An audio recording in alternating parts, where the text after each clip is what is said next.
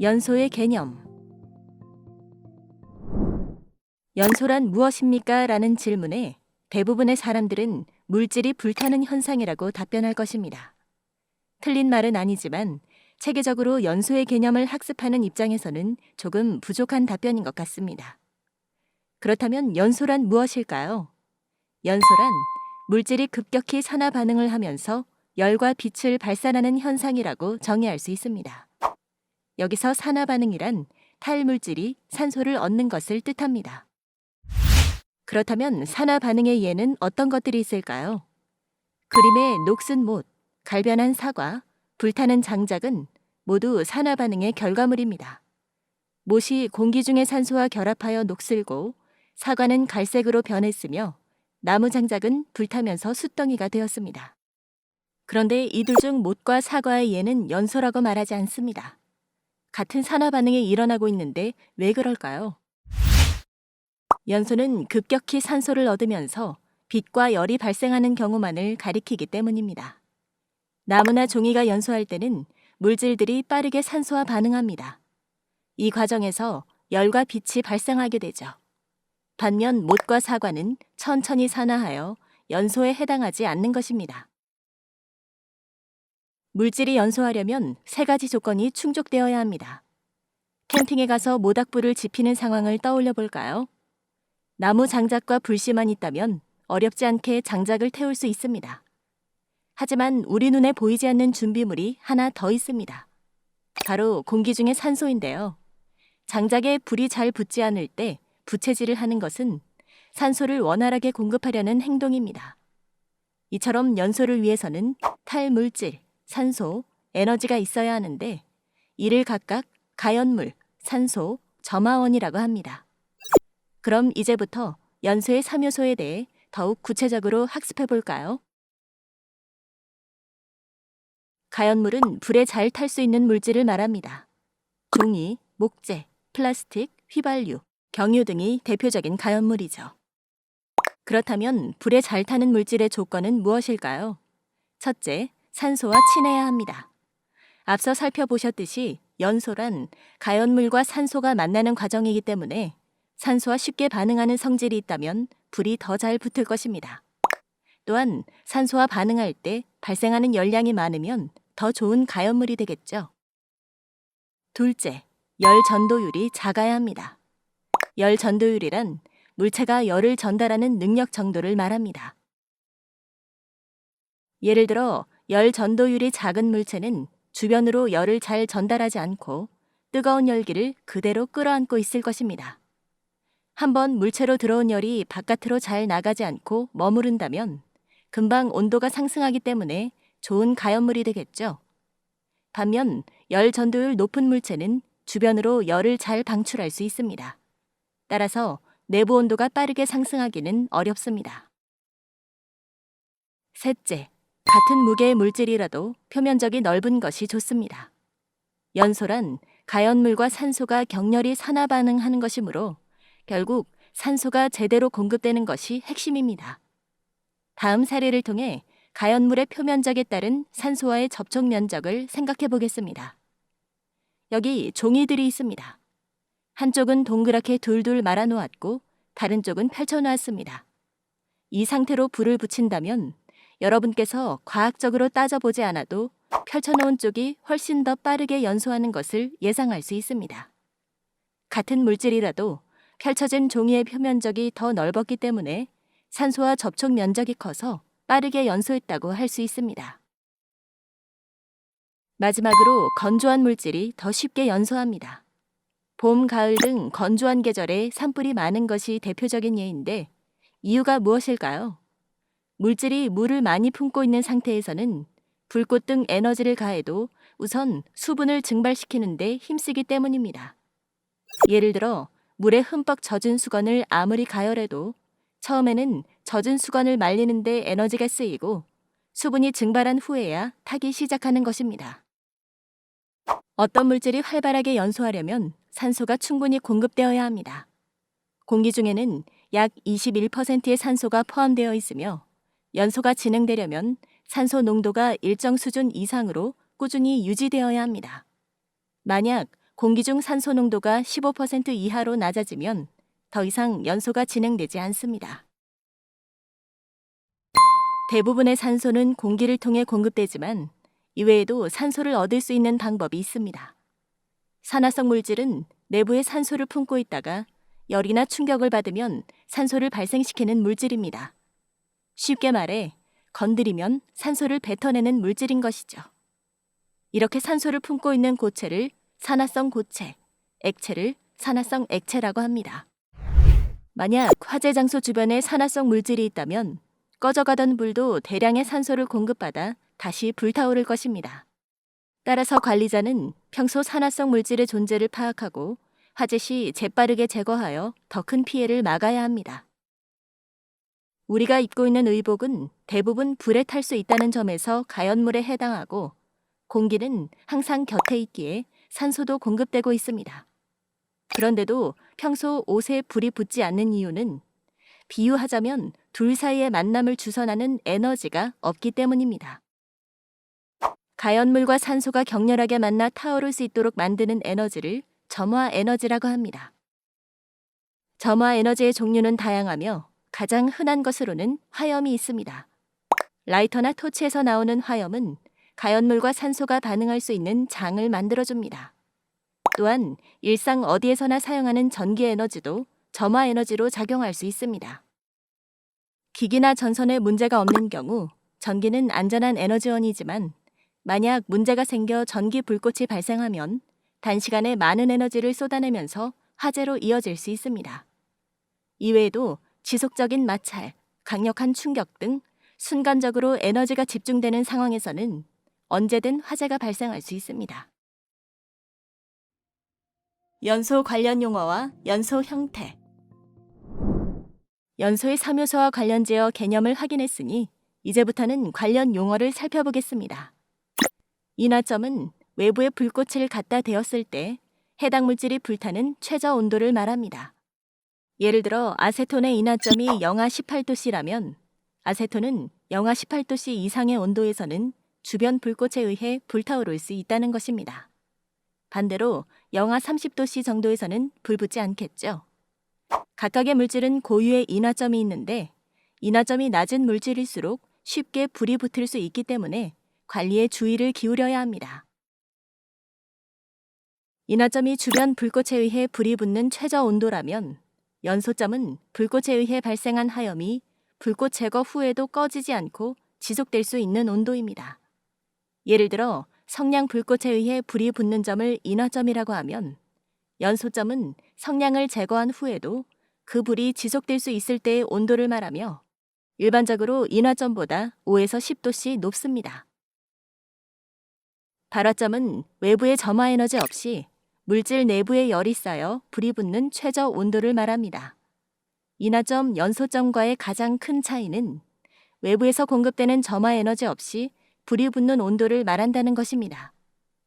발화점은 직접적인 점화 에너지의 공급이 없는 환경에서 불이 붙는 온도이기 때문에 인화점이나 염소점에 비해 온도가 매우 높습니다. 물질 고유의 발화점은 불꽃이 물질에 직접적으로 닿지 않도록 용기에 넣어 서서히 가열하는 방법으로 알아볼 수 있습니다. 앞서 물질을 태우는 데 필요한 3가지 요소에 대해 학습했습니다. 그렇다면 연소의 3요소만 갖추면 모든 물질이 조건 없이 연소할까요? 연소에서 가장 중요한 물질은 역시 산소입니다. 산소는 공기 중에 약 21% 정도 포함되어 있으며 기타 산화성 물질을 통해서도 공급받을 수 있습니다. 산소가 잘 공급될수록 연소도 활발해지는데 반대로 산소가 일정 수치 이하로 내려가면 물질들이 더 이상 연소하지 않게 됩니다. 일반적으로 공기 중 산소의 농도가 14에서 15% 이하로 낮아지면 화재가 소멸되며 실제로 이런 원리를 이용해 불을 끄는 방법이 현장에서 사용되고 있습니다.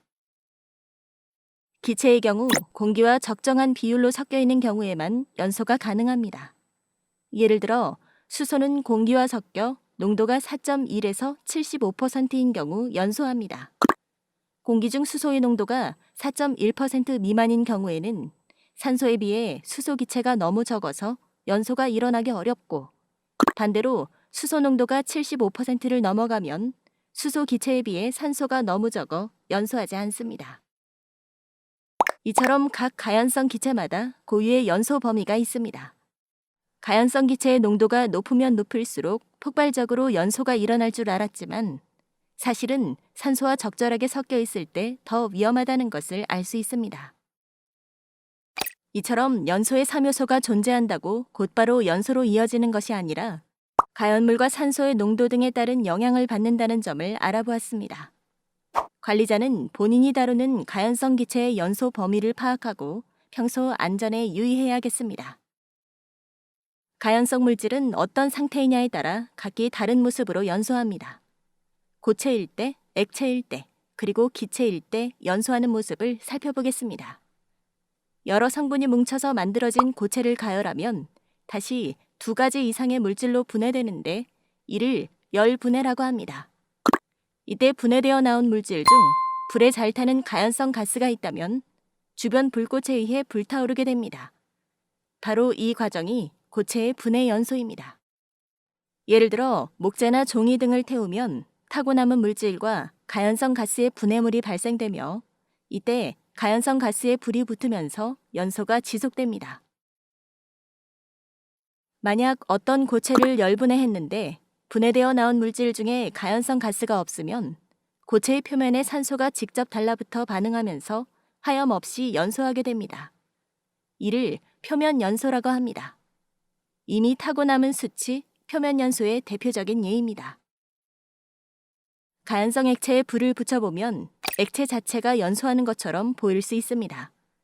하지만 실제로는 가연성 액체의 일부가 외부 에너지로 인해 증발하여 가연성 증기가 만들어지고 가연성 증기가 공기와 적절하게 섞이면서 하염을 발생시키는 형태로 연소합니다. 이를 증발 연소라고 하며 대부분의 액체가 증발 연소를 합니다. 앞서 연소 범위에 대한 설명에서 가연성 기체는 공기와 적절한 비율로 섞였을 때 비로소 연소할 수 있다고 배웠습니다. 확산 연소는 가연성 가스가 공기 중으로 퍼져나가며 자연스럽게 섞여서 연소 범위에 도달하고 하염을 발생시키는 연소를 말합니다. 처음 가연성 기체가 발생한 지점에서는 가연성 기체의 농도가 너무 높고 산소 농도가 낮아서 연소 범위에 못 미치다가 가연성 기체가 퍼지면서 농도가 낮아지고 산소의 농도는 높아지면서 연소 범위에 들어오는 것입니다. 예혼합 연소는 확산 연소와 달리 미리 가연성 기체와 공기를 연소 범위 내의 농도로 섞어 놓은 상태에서 불태우는 것을 뜻합니다. 이미 연소의 조건을 잘 갖춰 놓았으므로 효율적으로 불을 지필 수 있습니다. 화재의 종류. 지금까지 연소의 3요소와 관련지어 연소의 개념을 확인했습니다. 지금까지 인류는 연소 현상을 활용하여 큰 혜택을 얻어왔지만 때로는 우리가 원치 않는 큰 피해를 입기도 했습니다. 이처럼 사람의 의도에 반하여 발생하는 연소 현상 중 소화시설을 사용하여 소화할 필요가 있는 것을 화재라고 말합니다. 우리는 종이, 플라스틱, 철, 유리 등 쓰레기를 분리수거하여 자원을 좀 더 효율적으로 활용합니다. 마찬가지로 화재도 가연물의 종류에 따라 분류하게 됩니다. 화재의 종류를 분류하면 화재별로 알맞은 소화 방법과 약재를 쉽게 선택할 수 있다는 장점이 있습니다.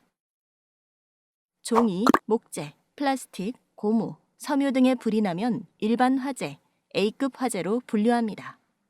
주변에서 발생하는 대부분의 화재는 A급 화재이며 연소 후 재를 남기는 특성을 갖습니다. 일반 화재에는 다량의 물을 뿌려 냉각 소화하는 것이 가장 효율적입니다. 따라서 옥내 소화전, 스프링클러 등 흔히 볼 수 있는 소화 설비들의 물을 사용합니다.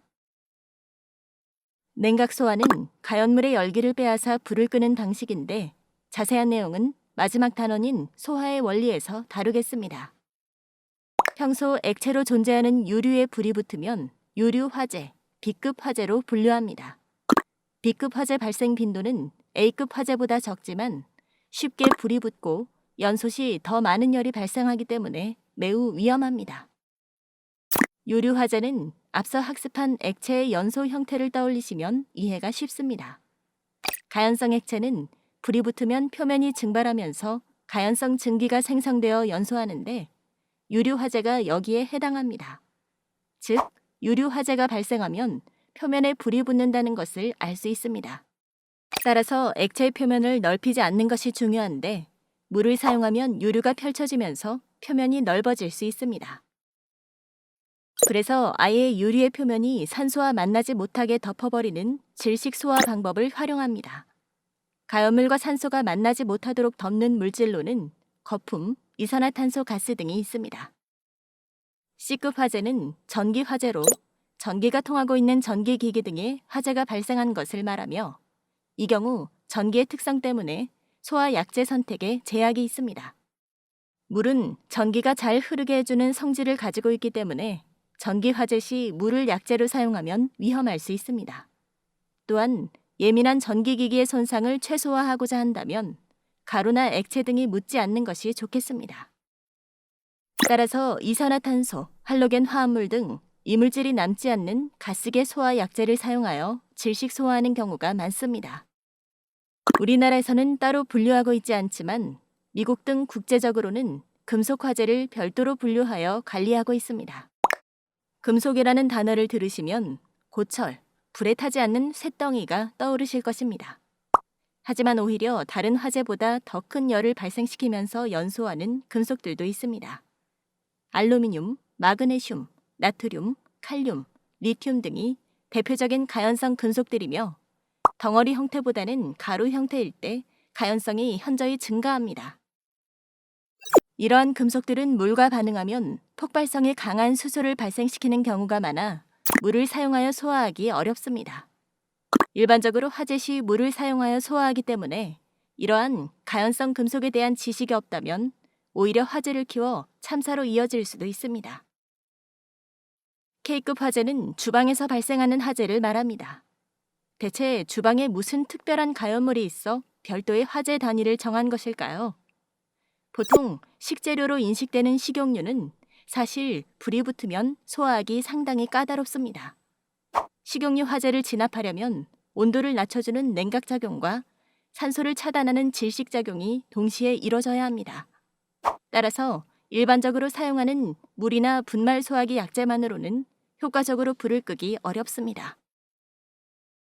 그래서 발화점 이하로 온도를 내려주는 냉각 효과와 식용유의 표면을 유막층으로 덮어 산소를 차단하는 질식 효과를 두루 갖춘 K급 소화기가 필요한 것입니다.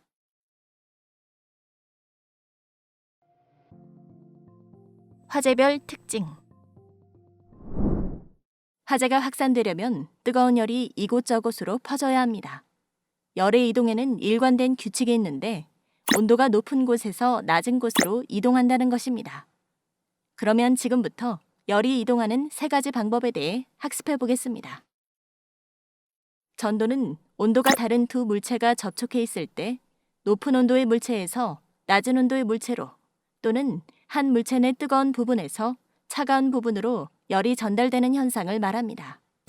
뜨거운 국에 숟가락을 담그면 손잡이 부분이 뜨거워지는 것도 전도 현상 때문입니다. 전도는 일상에서 겪을 수 있는 흔한 열 전달 방법이지만 화재의 확산에 영향을 미치는 경우는 드뭅니다. 대류는 기체나 액체가 온도차에 의해 이동하면서 열을 전달하는 현상입니다. 대류 현상에 의해 뜨거운 유체는 가벼워져 위로 상승하고 차가운 유체는 상대적으로 무거워져 아래로 하강하게 됩니다. 이러한 현상은 화재 장소에서 반복적으로 일어나는데 바닥에서 열을 받아 뜨거워진 공기가 상승한 후 일정 시간이 지나면 차가워져 다시 하강합니다. 동시에 바닥에서 새롭게 데워진 공기가 상승합니다. 이처럼 뜨거운 공기는 상승했다가 하강하고 차가운 공기는 하강했다가 다시 열을 얻어 상승하는 순환이 반복됩니다. 이런 과정을 통해 한 곳에서 발생한 화염이 주변으로 널리 퍼지게 됩니다. 화재 시 열의 이동에 가장 크게 작용하는 전달 방식은 복사입니다. 뜨거운 물체는 파장 형태로 자신의 에너지를 방출하며 방출된 에너지가 다른 물질에 도달하면 그 물질도 에너지를 받아 뜨거워집니다. 예를 들어 태양이 파장 형태로 에너지를 쏘아주면 지구에 있는 우리가 따뜻함을 느끼는 것도 이 복사 현상 때문입니다. 실내에서 화재가 발생하면 화염이 치솟는 부분의 에너지가 주변 부분으로 퍼지면서 결국 해당 장소 전체가 화염에 휩싸이게 됩니다. 화재가 급격히 성장하는 플래시오버도 복사 현상의 영향이 크다고 할 수 있습니다. 이에 대해서는 화재의 양상 부분에서 자세히 다루도록 하겠습니다. 매체에 나오는 대형 화재를 보면 어떻게 저렇게 큰 불이 날 수 있을까 하는 생각이 듭니다. 하지만 그렇게 큰 화재도 처음에는 불꽃조차 보이지 않는 작은 불에서 시작됩니다. 지금부터 화재가 발생하여 최고조에 다다르기까지 어떤 과정을 거치는지 살펴보겠습니다. 먼저 실내 화재의 양상에 대해 살펴보겠습니다. 화재 초기 단계는 연기만 발생하는 훈소를 거쳐 차츰 작은 불꽃들이 모습을 드러냅니다. 작은 불꽃이 가연물을 연소시키며 시간이 경과하면 다시 불이 붙을 수 있는 연기, 즉 가연성 연기가 생성되어 순식간에 천장면을 뒤덮게 됩니다. 이렇게 넓게 퍼진 가연성 연기와 산소가 적절하게 섞이고 거기에 불이 옮겨 붙으면 천장 전체가 화염에 뒤덮입니다. 이렇게 상층부를 떠도는 화염은 지속적으로 열을 발생시키고 사방으로 파장 형태의 복사 에너지를 쏘아댑니다. 이로 인해 내장재 가구 등 나머지 부분에는 계속해서 열 에너지가 쌓이고 일정 수준 이상으로 열이 축적되면 발생된 가스와 함께 순식간에 실내 전체가 불타오르게 됩니다. 이를 플래시 오버라고 하며 화재는 2단계를 거쳐 최대 전성기를 맞게 됩니다. 앞서 열 전달에서 화재 시 가장 큰 영향을 주는 요소는 복사열이라고 학습한 내용을 다시 떠올릴 수 있는 부분입니다. 건물의 특성과 환경에 따라 다르지만 보통 플래시 오버는 출하 후 5에서 10분 사이에 발생한다고 하니 신속한 화재 대응이 얼마나 중요한지 알 수 있습니다. 앞서 다룬 화재의 양상은 사실 건물의 구조나 환경에 따라 다양한 양상으로 진행됩니다. 목조 건축물은 내장재가 타기 쉬운 가연물로 만들어져 있기 때문에 화재 안정성이 내화조 건축물에 비해 현저하게 떨어집니다. 만약 화재가 발생하면 많은 부분이 빠르게 불타 사라져버리고 굵은 기둥, 보호 정도만 앙상하게 남아 건물 내 인원들의 피난이 어려울 수 있습니다. 반면 내화조 건축물은 콘크리트에 철근을 섞는 등 화재에 잘 견딜 수 있는 기본 뼈대를 갖춘 건물입니다. 천장, 바닥, 벽 등 주요 부분이 열에 잘 견딜 수 있는 구조로 되어 있어 화재 안정성이 높습니다. 표에서 화재 진행 시간에 따른 온도 변화를 보면 목조 건물은 가파르게 온도가 상승하고 내화 구조 건물은 서서히 온도가 상승하지만 결국엔 둘 다 높은 온도에 도달하게 됩니다. 하지만 이들 사이에는 큰 차이가 있습니다. 목조 건물의 경우 화재 발생 후 5에서 10분 이내에 1200도씨까지 온도가 급격히 치솟으며 화재가 커지는 것을 확인할 수 있는데 이렇게 되면 건물 내 인원들이 피난할 시간을 확보하기가 어렵습니다. 반면 내화 구조 건물은 벽이나 방화문으로 방화 구획이 되어 있어 화재 시 최소한의 피난 시간을 확보할 수 있습니다. 소방시설의 종류. 소방시설에는 소화설비, 경보설비, 피난구조설비, 소화활동설비, 소화용수설비가 있습니다. 먼저 소화설비에 대해 알아보겠습니다. 소화설비란 물 또는 그 밖의 소화약재를 사용하여 소화하는 기계, 기구 또는 설비입니다. 먼저 소화기구는 사람이 수동으로 조작하여 소화하는 소화기와 자동으로 소화약재를 방출, 확산시켜 국소적으로 소화하는 자동 확산 소화기, 소화약재 외의 것을 이용한 소화용구인 간이 소화용구로 분류됩니다. 소화기는 소화약재, 소화능력, 방출 방식에 의해 세분화됩니다. 소화약재는 물소화기, 강화액 소화기, 포소화기, 이산화탄소 소화기, 할로겐 화합물 소화기, 분말 소화기가 있습니다. 소화 능력에 의해서는 소형 소화기와 대형 소화기로 구분됩니다. 소형 소화기는 1단위 이상에서 대형 소화기의 능력 단위 미만이며 대형 소화기는 A급 10단위 이상, B급 20단위 이상인 소화기로 운반대나 바퀴를 설치하여 사용합니다. 간이 소화용구는 능력 단위 1단위 미만의 것으로 에어로졸식 소화용구, 투척용 소화용구 및 소화 약제 외의 것을 이용한 것이 있습니다. 다음은 자동 확산 소화 장치에 대해 알아보겠습니다. 자동 확산 소화 장치에는 자동 확산 소화기와 자동 소화 장치가 있습니다. 자동 확산 소화기는 화재를 감지하여 자동으로 소화 약제를 방출을 확산하며 국소적으로 소화하는 소화기입니다. 자동 소화 장치는 소화 약제를 자동으로 방사하는 고정된 소화 장치로서 형식 승인이나 성능 인증을 받은 유효 설치 범위 이내에 설치하여 소화하는 장치입니다. 자동 소화 장치에는 주거용 주방에 설치된 열 발생 조리기구의 사용으로 인한 화재 발생 시 열원을 자동으로 차단하며 소화 약제를 방출하는 소화 장치인 주거용 주방 자동 소화 장치가 있습니다. 그리고 상업용 주방에 설치된 열 발생 조리기구의 사용으로 인한 화재 발생 시 열원을 자동으로 차단하며 소화 약제를 방출하는 소화 장치인 상업용 주방 자동 소화 장치, 열, 연기 또는 불꽃 등을 감지하여 소화 약제를 방사하여 소화하는 캐비닛 형태의 소화 장치인 캐비닛형 자동 소화 장치가 있습니다.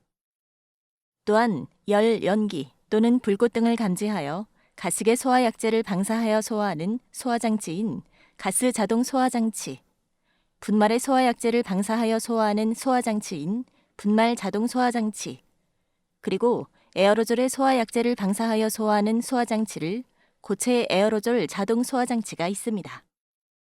옥내 소화전 설비는 소방 대상물의 내부를 보호할 목적으로 소화전의 방수구를 개방하는 경우 최소 방수량 이상의 소화수가 최소 압력 이상, 최대 압력 이하의 압력으로 방수되어야 합니다.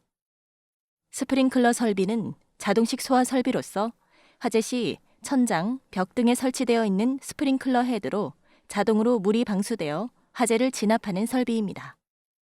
스프링클러 설비에는 폐쇄형과 개방형으로 구분되는데요. 폐쇄형에는 습식, 건식, 준비 자동식, 그리고 부압식이 있으며 개방형에는 일제 살수식이 있습니다. 이번에는 물 분무 등 소화 설비에 대해 알아보겠습니다. 물 분무 소화 설비는 화재 시 물 분무 헤드에서 물을 밀입자의 무상으로 방사하여 소화하는 설비입니다. 물 분무 소화 설비는 물 분무 입자의 증발 자멸로 인해 냉각 작용, 수증기에 의한 화면이 차단되는 질식 작용, 비수용성 액체 위험물의 경우 화재 표면에 불연성의 방막인 유화층을 형성하는 유화 작용, 그리고 수용성 액체 위험물의 경우에